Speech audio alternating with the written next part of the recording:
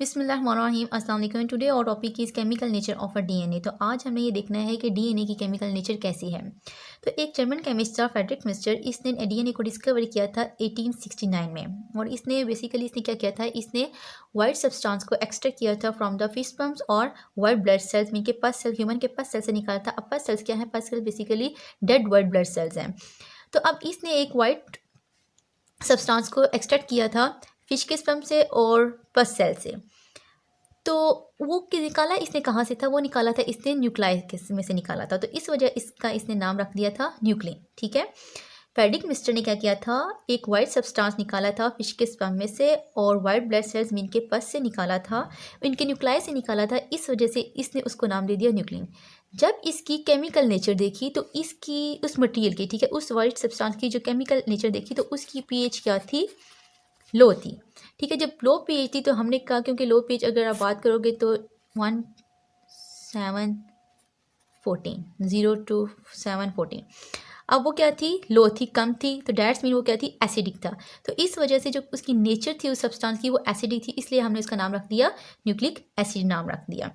अब न्यूक्लिक क्यों रखा, क्योंकि हमने न्यूक्लाई से नहीं लिया था। और एसिड क्यों नहीं लिया, क्योंकि इसकी नेचर क्या थी, एसिडिक थी, इस वजह से हम उसका नाम रख दिया न्यूक्लिक एसिड। अब अगर हम डीएनए की बात करें तो डीएनए के कितने कंपोनेंट्स पे कंसिस्ट होता है। तो डीएनए 3 कंपोनेंट्स पे कंसिस्ट होता है, या 3 कंपोनेंट्स से मिलके बना होता है। ठीक है। इसके मेन 3 कंपोनेंट्स हैं फॉस्फेट ग्रुप, ठीक है, H3PO4, ribose sugar 5 carbon containing sugar होती है। ठीक है, 1 2 3 4 एंड 5। ठीक है, 1 2 3 4 एंड 5। इसी तरह तीसरी आ जाती है नाइट्रोजनस बेस। और नाइट्रोजनस बेस 2 पे कंसिस्ट होती है, एक होते हैं प्योरीन, एक होती है पायरामिडीन। प्योरीन की अगर बात करोगे तो इसमें कंसिस्ट ऑन डबल रिंग, ठीक है, इसमें डबल रिंग होता है। और पैरामिडीन में कंसिस्ट ऑन सिंगल रिंग, इसमें सिंगल रिंग प्रेजेंट होता है। अगर प्यूरिन में बात करो तो इसमें आपके पास एडिनिन और ग्वानिन आ जाएंगी। और पैरामिडीन की बात करोगे तो इसमें थायमिन एंड साइटोसिन आ जाएगी। और अगर, क्योंकि ये डीएनए में तो थायमिन और साइटोसिन, अगर हम आरएनए की बात करेंगे तो आरएनए में थायमिन की जगह यूरासिल यूज होगी। अब डीएनए को डीऑक्सीराइबोन्यूक्लिक एसिड कहते हैं। ठीक है, डीएनए को डीऑक्सीराइबोन्यूक्लिक एसिड कहते हैं। इसको इसलिए कहते हैं डीऑक्सीराइबो, क्योंकि राइबोज के कार्बन नंबर 2 में से ऑक्सीजन रिमूव हो जाता है। यहाँ पे क्या आता है, यहाँ पे ओ आता है, यहाँ पे क्या है, ओ है। लेकिन डीएनए केस में क्या होता है कि ये ओ रिमूव हो जाता है, इस वजह से हम इसे क्या कहते हैं, डीऑक्सी, मीन के इसमें से ऑक्सीजन का रिमूवल हो गया है। तो कार्बन नंबर 2 में से ऑक्सीजन रिमूव हो जाती है, इस वजह से हम डीएनए को क्या कहते हैं, डीऑक्सीराइबोन्यूक्लिक एसिड कहते हैं। होप सो यहाँ तक आपको क्लियर हो गया होगा। अब हम इनके स्ट्रक्चर को डिस्कस कर लेते हैं। तो एडेनिन की बात करोगे तो एडेनिन क्या है, प्यूरिन है। और इसमें क्या होते हैं, 2 रिंग होते हैं, एक होता है 5 कार्बन रिंग और एक होता है 6 कार्बन रिंग। तो इसमें नाइट्रोजन 2 लगे होते हैं, 2 नाइट्रोजन इसमें भी लगे होंगे। और नंबरिंग हम यहाँ से करेंगे 1 2 3 4 5 6। कार्बन नंबर 6 पे आपके पास एक NH2 ग्रुप लगा होगा। इसके बाद इसी तरह गावानिन की बात करें तो गावानिन में भी क्या होंगे, 2 रिंग प्रेजेंट होंगे। एक रिंग जो होगा वो 6 कार्बन कंटेनिंग होगा और एक रिंग जो होगा वो 5 कार्बन कंटेनिंग रिंग होगा।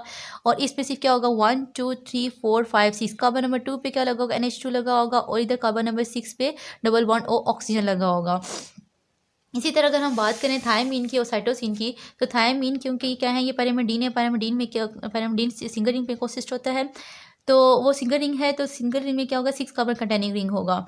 तो इसकी नंबरिंग हम यहाँ से करेंगे नाइट्रोजन से 1 2 3 4 5 6। तो इसके कार्बन नंबर 2 पे क्या लगा, डबल बॉन्ड ओ लगा होगा।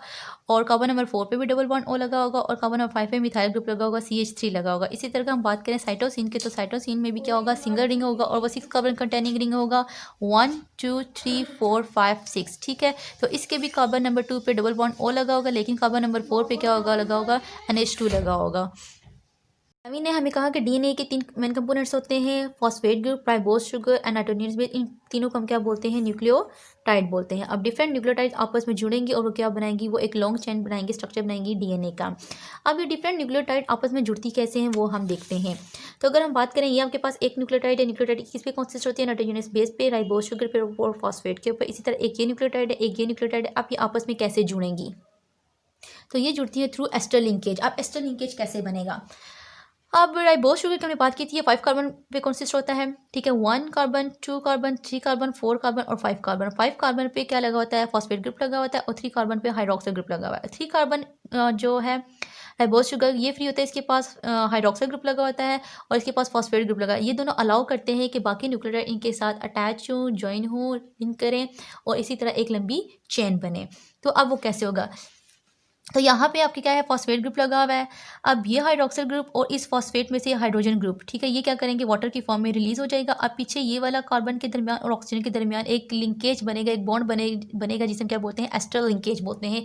जैसा कि आपको यहाँ पे नज़र आ रहा है कि अब यहाँ से क्या हुआ, इसका हाइड्रोक्सिल ग्रुप और यहाँ से फॉस्फेट ग्रुप का हाइड्रोजन रिमूव हुआ, किसकी फॉर्म में, वाटर की फॉर्म में, और कार्बन का ऑक्सीजन के दरमियान और फॉस्फेट का सिंगल ऑक्सीजन के साथ बॉन्ड बन गया, ठीक है। इसको हम क्या बोलते हैं, एस्टर लिंकेज बोलते हैं। इसी तरह क्या होगा, अब नीचे वाला भी जो नेक्स्ट न्यूक्लियोटाइड होगा वो भी इसी के साथ जुड़ेगा, जैसा कि यहाँ पे अब इसका हाइड्रोक्सिल ग्रुप और इसका हाइड्रोजन ये दोनों निकलेंगे और क्या बनेगा, एस्टर लिंकेज बनेगा। अब दो एस्टर लिंकेज बन गए, एक एस्टर लिंकेज इस न्यूक्लियोटाइड के दरमियान बना और एक एस्टर लिंकेज इस न्यूक्लियोटाइड के दरमियान बना। इसको हम क्या बोलते हैं, phosphodiester linkage. Very very short question जो है वो इंपॉर्टेंट है, तो होप सो आपको ये क्लियर हो गया होगा। ये बहुत इंपॉर्टेंट है, इसको ध्यान से सुनना है आपने। तो इस तरह एक लॉन्ग चेन बनती है, ठीक है, कि एक न्यूक्लियोटाइड के कार्बन नंबर 3 में जो हाइड्रोक्सिल आयन फ्री होगा और दूसरी जो न्यूक्लियोटाइड होगी उसके कार्बन नंबर 5 में जो फॉस्फेट ग्रुप होगा, इन दोनों के दरमियान लिंकेज बनता जाएगा। इस तरह आपके पास एक लॉन्ग चेन बनती रहेगी। फिर हमारे पास एक और साइंटिस्ट था, फ्रैंकलिन एंड विल्किंग ने। इन्होंने एक्स रे डिफ्रैक्शन टेक्निक को यूज़ किया। कौन सी टेक्निक को, एक्स रे डिफ्रैक्शन टेक्निक को यूज़ किया। अच्छा, इन्होंने क्यों किया इस टेक्निक को use, to study the DNA image, DNA की इमेज को स्टडी करने के लिए। अच्छा, इसमें इन्होंने किया क्या, इन्होंने डीएनए का सैंपल लिया, ठीक है, और उसमें से एक्स रेज को पास करवाया, ठीक है। एक्स रेज क्या होती हैं, शॉर्ट वेवलेंथ होती हैं। उन्होंने इस एक्स रेज को डीएनए में से पास करवाया और आगे एक फिल्म लगा दी जहाँ पे उसकी पिक्चर बनी। तो इन्होंने क्या दिया, फिर कंक्लूड क्या किया, एनालिसिस क्या दिए, एनालिसिस ये आए कि जो डीएनए का पैटर्न था वो क्या था, वो दो स्टैंड के ऊपर कॉन्सिस्ट था, ठीक है, एक स्टैंड ये, एक स्टैंड ये, ठीक है। इन्होंने क्या कहा कि डीएनए का जो पैटर्न है वो क्या है, वो डबल हेलिक्स है, मीन के क्या है, हेलिकल है, स्पाइरल शेप है, और दूसरा क्या है, वो दो स्टैंड है। एक तो इन्होंने ये कंक्लूड किया। दूसरा इन्होंने कहा कि जो दो स्टैंड के दरमियान डायामीटर है वो कितना है, वो 2 नैनोमीटर है, और एक जो टर्न, अब यहाँ से लेके यहाँ तक ये 1 टर्न है, इसकी जो लेंथ है वो क्या है, वो 3.4 नैनोमीटर है। तो इन्होंने ये एनालिसिस की थी डीएनए की इमेज को स्टडी करके। फिर वॉटसन एंड क्रिक मॉडल आ गया।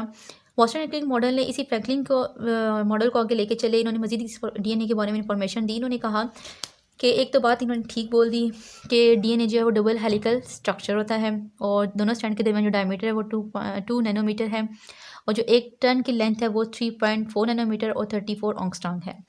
अब इन्होंने कहा कि डीएनए में हमें 2 ग्रूव नज़र आए। एक ग्रूव जो था वो माइनर ग्रूव था और दूसरा जो मेजर ग्रूव। अब माइनर और मेजर ग्रूव कैसे, अब जैसा कि ये हाथ है, अब इसके 2 फेजेस बन रहे हैं। एक ये फेज़ बन रहा है सामने वाला जो कि ज़्यादा एक्सपोज है, एक ये फेज़ बन रहा है जो कम एक्सपोज है। जो कम एक्सपोज वाला एरिया था उन्होंने इसको माइनर ग्रूव का नाम दिया, और जो ज़्यादा एक्सपोजर वाला एरिया था जो एक्सपोज था सामने से, उसको उन्होंने नाम दिया, मेजर ग्रूव का नाम दे दिया, ठीक है।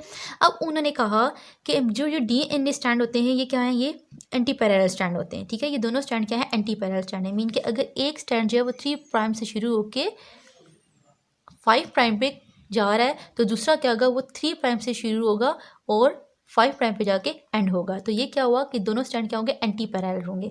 अब 3 प्राइम और 5 प्राइम का मतलब क्या होगा कि यहाँ पे क्या होगा, हाइड्रोक्सिल, ठीक है, हाइड्रोक्सिल ग्रुप फ्री होगा, और इधर क्या है 5 प्राइम है, तो 5 प्राइम से मतलब ये है कि यहाँ पे क्या होगा, फॉस्फेट ग्रुप जो है वो फ्री होगा। अब इनके साथ न्यूक्लियोटाइड ऐड होंगी और ये एक लॉन्ग चेन मजीद बन जाएगा, ठीक है। इसके बाद इन्होंने कहा जो बेस पेयर्स होते हैं वो कम्प्लीमेंट्री टू ईच अदर, ठीक है। हमेशा क्या होगा कि एडिनिन थायमीन के साथ पेयर बनाएगी और गवानीन साइटोसिन के साथ पेयर बनाएगी, ठीक है। एडिनिन थायमीन के साथ पेयर बनाएगी और गवानीन साइटोसिन के साथ पेयर बनाएगी। अब इन दोनों पेयर के दरमियान जो डिस्टेंस था, ठीक है, अब ये एक इधर लगी हुई है एडिनिन और दूसरी बेस किधर लगी हुई है थायमीन, इधर गवानीन इधर साइटोसिन। अब इन दोनों बेस के दरमियान में जो डिस्टेंस है वो क्या है, वो कितना है, 0.34 नैनोमीटर है, ठीक है। कितना, 0.34 नैनोमीटर डिस्टेंस है। फिर हमारे पास एक और साइंटिस्ट थे जिनका नाम था जी अरविंद चारगॉफ। अरविंद चारगॉफ ने कहा कि हमेशा इनकी अमाउंट इक्वल होगी। जितनी एडेनिन की अमाउंट होगी उतनी थायमिन की अमाउंट होगी, जितनी गवानिन की अमाउंट होगी उतनी साइटोसिन की अमाउंट होगी। तो इन्होंने कहा कि इन दोनों की अमाउंट क्या है वो हमेशा इक्वल होगी। और एक बात और कि अब ये दोनों जो बेस पेयर हैं आपस में जुड़ेंगे तो ये किसके जुड़ेंगे, हाइड्रोजन बॉन्डिंग के थ्रू जुड़ेंगे, ठीक है। तो एडेनिन और थायमिन के दरमियान 2 हाइड्रोजन बॉन्ड बनते हैं और गवानिन और साइटोसिन के दरमियान 3 हाइड्रोजन बॉन्ड बनते हैं। ये आपको याद होना चाहिए। होप सो यहाँ तक आपको क्लियर हो गया होगा। अब मैं आपको बताती हूँ कि ड्रॉ आपने कैसे करना है। का स्ट्रक्चर है, इससे आपको इजीली समझ आ जाएगा कि ये न्यूक्लियोटाइड डिफरेंट न्यूक्लियोटाइड आपस में जुड़ी हुई हैं और वो क्या बना रही है, डीएनए का एक स्ट्रैंड बना रही हैं। आप जैसे कि न्यूक्लियोटाइड है, अब यहाँ पे हमने बेस लगा दिए, पीछे हमने बेस नहीं लगाए थे, अब यहाँ पे हमने बेस लगा दिए गवानीन। तो गवानीन के सामने कौन सी आएगी, साइटोसिन आएगी और इनके दरमियान हमने बात की थी कि 3 हाइड्रोजन बॉन्ड बनते हैं, ठीक है। 2 न्यूक्लियोटाइड आपस में किसके थ्रू जुड़ती हैं, वो हाइड्रोजन बॉन्ड के थ्रू जुड़ती हैं। तो ये आपके पास क्या है, हाइड्रोजन बॉन्ड है। ये भी क्या है, हाइड्रोजन बॉन्ड है, ठीक है। तो गवानीन हमेशा किसके सामने आएगी, साइटोसिन। तो बेस हमने कहा था कि आती है कम्प्लीमेंट्री होती हैं एक दूसरे के। तो गवानीन के सामने हमेशा साइटोसिन आएगी और इनके दरमियान कितने बॉन्ड बनेंगे, 3 हाइड्रोजन बॉन्ड बनेंगे। और एडेनिन के सामने हमेशा क्या आएगी, थायमीन आएगी और इनके दरमियान कितने बनेंगे, हाइड्रोजन बॉन्ड 2 बनेंगे। तो इसी तरह ये आपस में किसके जो दोनों, जो एक ये न्यूक्लियोटाइड है और ये दूसरी न्यूक्लियोटाइड है, ये दोनों आपस में किसके थ्रू जुड़ेंगी, वो हाइड्रोजन बॉन्ड के थ्रू जुड़ेंगी।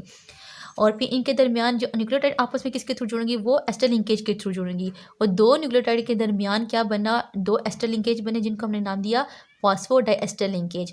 अब ये क्या कहते हैं, एक स्ट्रैंड जो है वो 5 प्राइम टू 3 प्राइम जाता है और दूसरा 3 प्राइम टू 5 प्राइम जाता है। कैसे जाता है, क्योंकि अगर आपको नज़र आ रहा हो तो इस न्यूक्लियोटाइड का कार्बन नंबर 3 पे हाइड्रोक्सिल आयन फ्री है, मीन कि ये क्या है, 3 प्राइम एंड है। और इस न्यूक्लियोटाइड के कार्बन नंबर 5 पे फॉस्फेट ग्रुप, ठीक है, वो फ्री है, तो इस वजह से वो 5 प्राइम एंड है। तो इसलिए हम कहते हैं कि ये जो आपके पास स्ट्रैंड होते हैं ये एंटी पैरेलल होते हैं, मीन कि अगर एक स्ट्रैंड 5 प्राइम टू 3 प्राइम जा रहा है तो दूसरा क्या करेगा, वो 5 प्राइम टू 3 प्राइम जाएगा। ठीक, होप सो आपको आज का लेक्चर समझ आ गया होगा। तो हमें याद रखिएगा। अल्लाह हाफिज़।